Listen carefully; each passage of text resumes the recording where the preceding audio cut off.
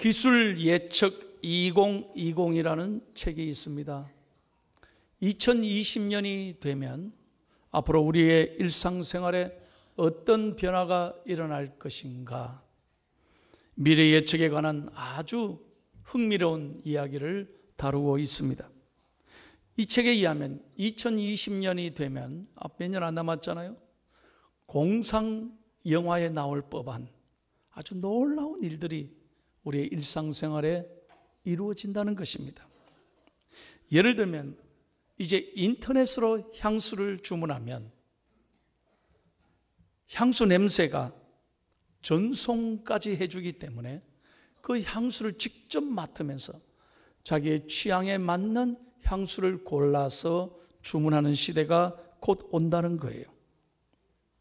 여러분이 전날 밤 주무시기 전에 아주 첨단 소형 로봇을 입안에 삼켜두면 밤새도록 그것이 혈압을 체크하고 아침에 일어나 내 휴대폰을 열면 내 모든 건강 상태를 휴대폰에서 알려준다는 거예요. 굉장한 일이에요. 또 1분간 충전하면 2개월 동안에 충전 안 해도 사용할 수 있는 핸드폰이 앞으로 개발된다는 거예요. 혈관 청소용 소형 의료 로봇이 개발되어서 이것을 혈관에 집어넣으면 우리 몸 안에 있는 모든 혈관을 자기가 다니면서 다 직접 청소해 준다네요. 캡슐 하나를 삼키면 이 캡슐이 위, 장 부분을 깨끗하게 돌아다니면서 약 3만 장의 사진을 찍어서 그 다음날 아침이면 인터넷에서 내 장의 모든 상태를 체크할 수 있다는 거예요. 굉장한 시대에 살고 있습니다. 뿐만 아닙니다. 미국 라스베가스에서는 해마다 1월이면 세계 최대 전자쇼가 있습니다. CES라고요. 저도 가봤는데요. 굉장합니다.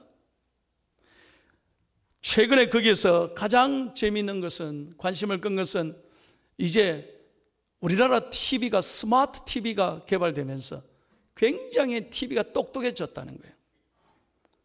자동으로 말을 다 알아듣고 켜지고 꺼진다는 거예요. 이제 리모컨이 없어도 됩니다. 몇 번 말만 하면 지가 알아서 틀어주는 거예요. 그런 시대, 그런 TV가 곧 눈앞에 와 있다는 거예요. 뿐만 아닙니다. 여러분, 이제 부부랑 채널 때문에 싸울 필요가 없어요. 이제는 한 TV 안에서 다양한 채널이 한꺼번에 나온다는 거예요. 얼마든지 같이 동시에 볼 수 있어요. 그러니까 원하는 것만 딱 골라서 보면 돼요. 그런 시대가 우리 눈앞에 와 있다는 겁니다.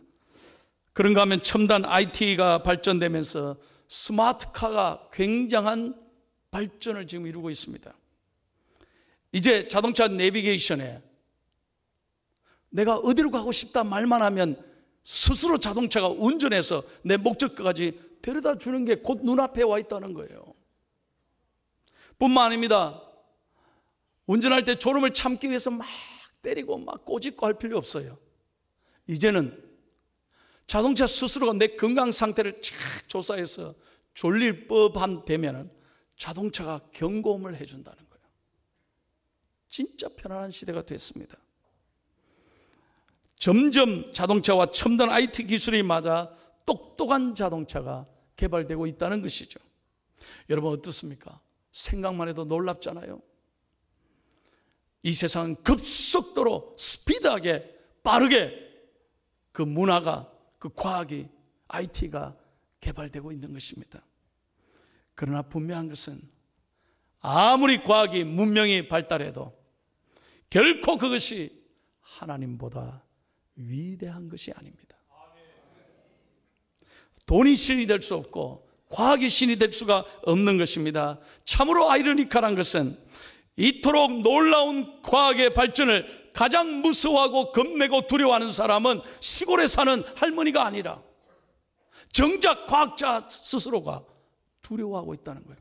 이거 이대로 어디까지 갈 것인가? 과학 문명에 오히려 인류의 종말을 가져오지는 않을까?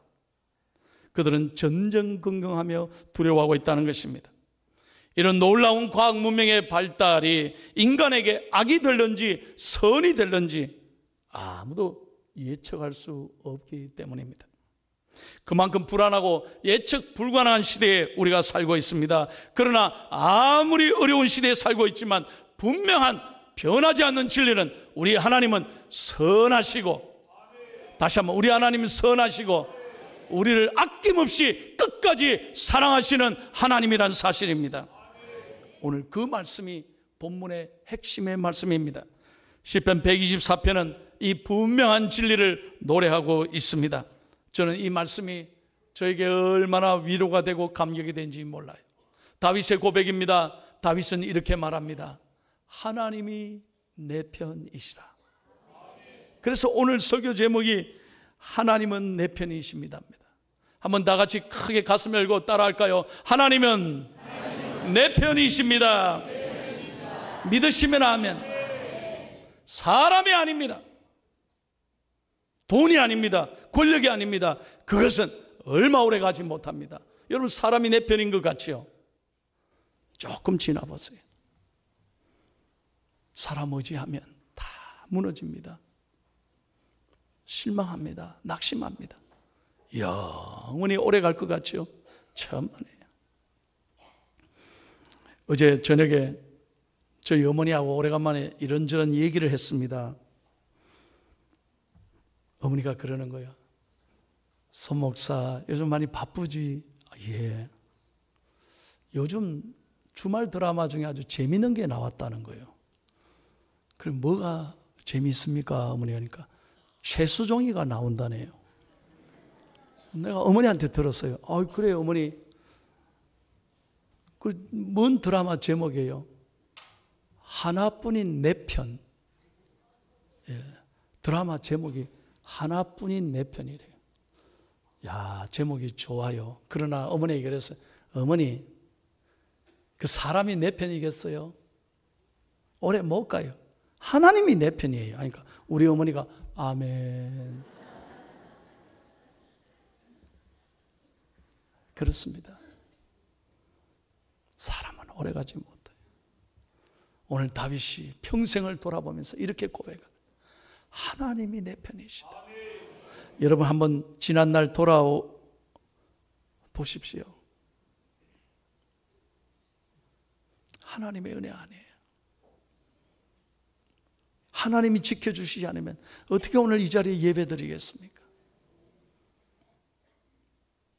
우리는 지나온 하나님 앞에 그 은혜를 감사하지 못하고 지금 눈앞에 있는 문제, 상황, 사람, 환경, 돈이 없는 것, 실패했던 것, 이것 때문에 매여서 내 마음을 다 빼앗기고 화내고 분노하고 슬퍼하는 거예요.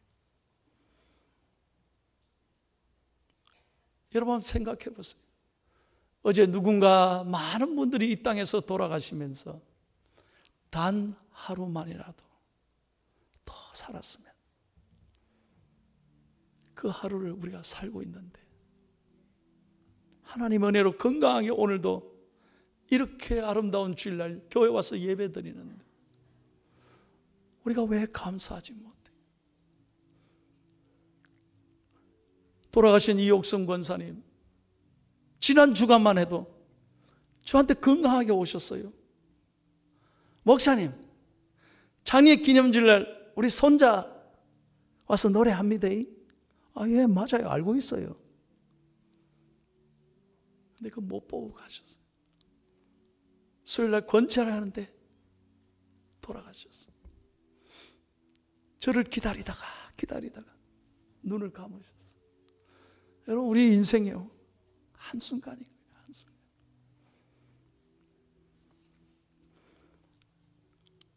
다윗은 고백합니다. 만일 하나님이 내 편이 아니셨다면 지금까지 내가 어떻게 이 자리에 있었을까? 여러분 1절 2절 다 같이 한번 읽겠습니다. 시작.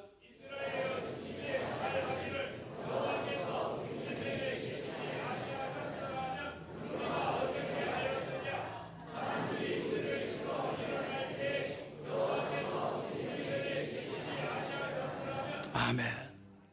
하나님이 함께 아니하셨으면 다윗은 평생 양치는 목동으로 살았을 거고, 골리앗과의 싸움에서 그는 아마 나가 떨어져 죽었을 거고, 수많은 원수들의 위험 앞에서 어떻게 버텼겠어요? 어떻게 살아있었겠어요? 하나님이 함께 해주셨기 때문에 오늘 이 자리에 있다는 거예요. 이진우 씨가 쓴 장수하는 거북이라는 책이 있습니다. 그 참 재밌는 글인데, 동화로, 아주 그림으로 짧은 글이지만 우리에게 굉장히 시사하는 바가 많습니다. 그 책 가운데 붕어와 미끼라는 글이 있습니다. 참 재밌는 글이어서 소개합니다. 짧은 글이에요. 하루는 붕어가 저수지에 모여 사는데, 붕어 학교에 붕어가 모여들이, 야, 우리 특강 한번 듣자. 그래서 강사로 잉어를 초청했대요. 그래서 잉어가 붕어에 사는데 모여가지고, 잉어 선생님, 우리에게 한마디 좀 말해주세요. 가르쳐주세요. 그러니까 잉어가 잘 들어. 그러면 내가 특강하는 거 오늘 잘 들어. 그러면서 자신의 체험담을 말해주더라는 거예요. 얘들아, 나는 참 못난 이였어. 난 내 맘대로 살았어. 특별히 어른들이 하는 말 안 들었어. 나는 늘 수고하지 않고 먹을 수 있는 게 없을까? 난 늘 그 생각했다는 거예요. 그래서 부모들이, 어른들이 하라는 거 안 하고 하지 말라는 곤란해서 했다는 거예요. 어느 날 사람들의 소리가 들리더니, 아이 주위에 이 수초가 있는 물가에 뭔가 고소한 냄새가 나더래요. 그래 보니까 물 위에서 미끼가 내려오더래요. 미끼가. 그래서 맛있겠다 싶어서 가지 말라 그랬는데,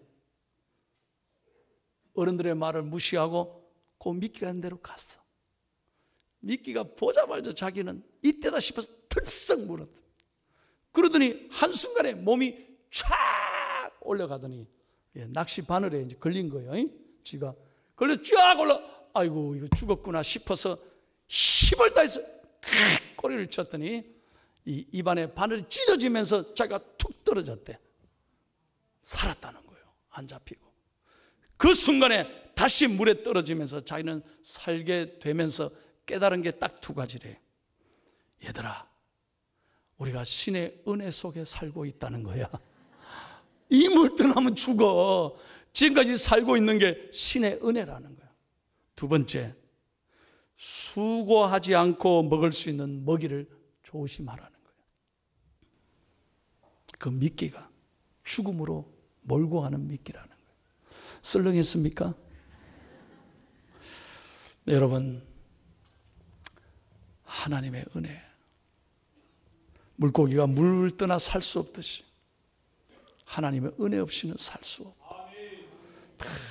지금까지 진에게 오신 그 은혜 감사하고, 이번 명절을 맞아 여러분 자녀들이 오면 절대로 잔소리하지 말아요. 나무라지 말아요. 이 험한 세상에 다 힘들어요. 여기 안 힘든 사람이 없어요. 애들은 애들대로, 손자 손녀는 손자 손녀대로, 어머니는 어머니대로, 할머니는 할머니대로, 할아버지는 할아버지대로 다 힘들어요. 몽땅 힘들어요. 너무나 살기 어려워. 애들도요, 스트레스가 충만하대요. 제가 어제 우리 환자들 한 바퀴 돌았습니다. 추석을 앞두고. 성모병원에 우리 애들이 입원했다는 거예요. 갑자기 열이 나가지고 병명을 모르고 입원했습니다. 유치부 아이야. 그래서 가자. 그래서 연락을 했던 모양이에요. 우리 부목사님하고 가는데 8층에 딱 내리니까 그 아가 환자복을 입고요, 애가 딱 서 있는 거예요. 목사님 어서 오세요. 깜짝 놀라서, 얘 너 아프다더니 아니에요. 다 나았어요. 내일 교회 갈 수 있어요. 아 그래? 왜 열이 많이 났어? 예, 열이 나서 아팠어요. 왜 그랬어? 스트레스 받았어.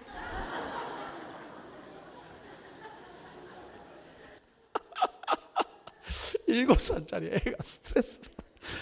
아이고. 그래가지고요, 병실에 가는데 뛰어가는 거예요. 엄마! 목사님 오셨어. 엄마 아빠 기다리고 있어요. 그래서 반갑게 인사하고 기도했어요. 안수 기도하면서 하나님, 이 아들 스트레스 받지 않게 해주세요. 건강하게 해주세요. 그러니까 아멘 그러는 거예요. 요즘 다 어려워요. 내가 어제 얼마나 웃었는지 몰라. 애들도 스트레스 받는다니까. 그러니 여러분, 하나님 앞에 감사하고 부부에게 서로 축복하고 자녀들에게 격려하는 아름다운 명절 되시기를 예수님의 이름으로 축원합니다.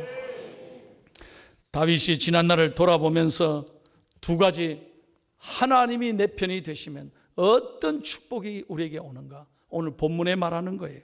오늘 이 말씀을 꼭 기억하십시오. 먼저 6절입니다. 다 같이 6절 말씀 읽겠습니다. 시작.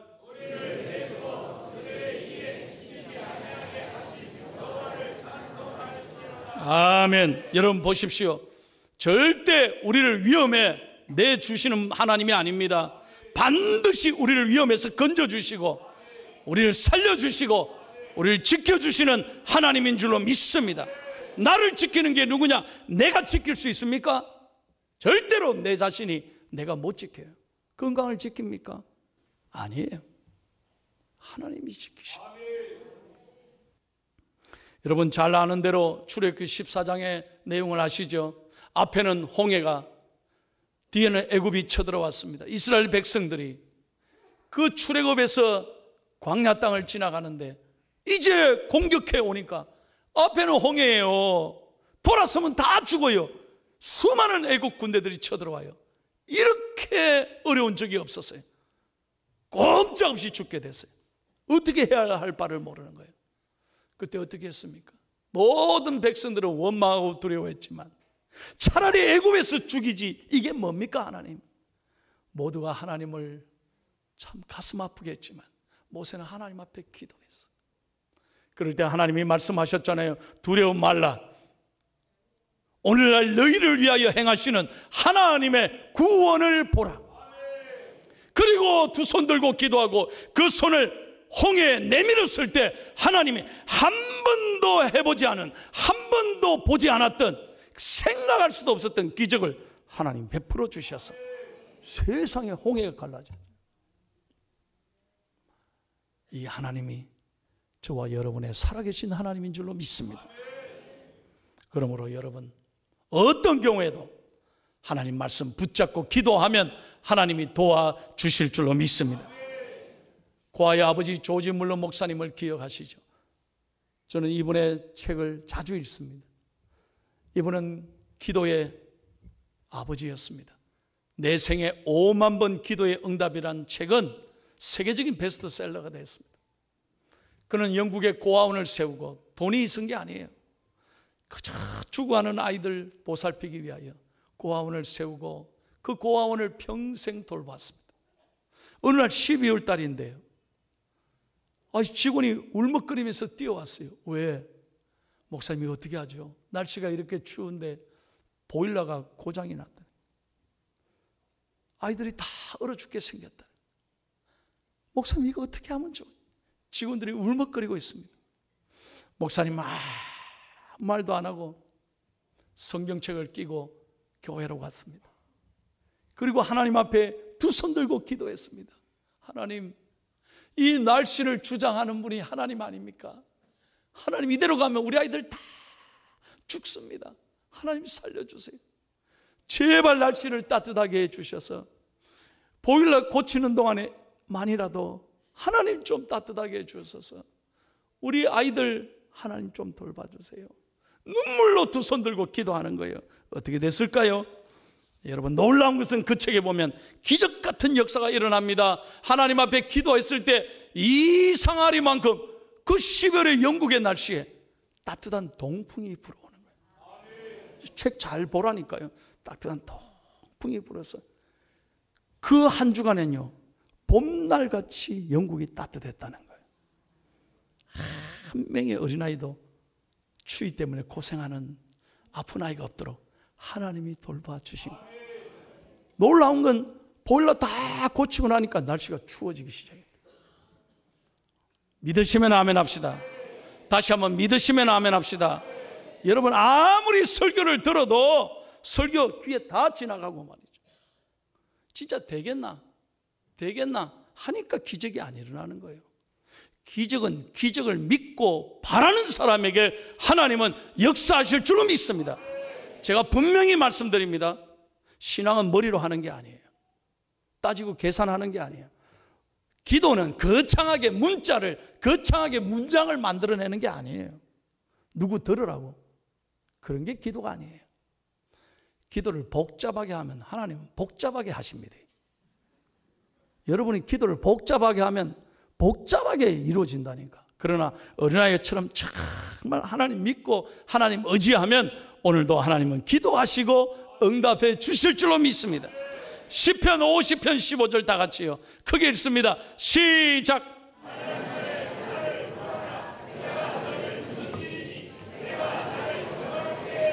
아멘. 하나님 부르면 하나님 건져주시고 우리를 통해서 영광 받으실 줄로 믿습니다. 다음으로 두 번째, 하나님이 내 편이 되시면 어떤 축복이 오느냐. 7절 말씀을 다 같이 읽습니다. 7절 시작.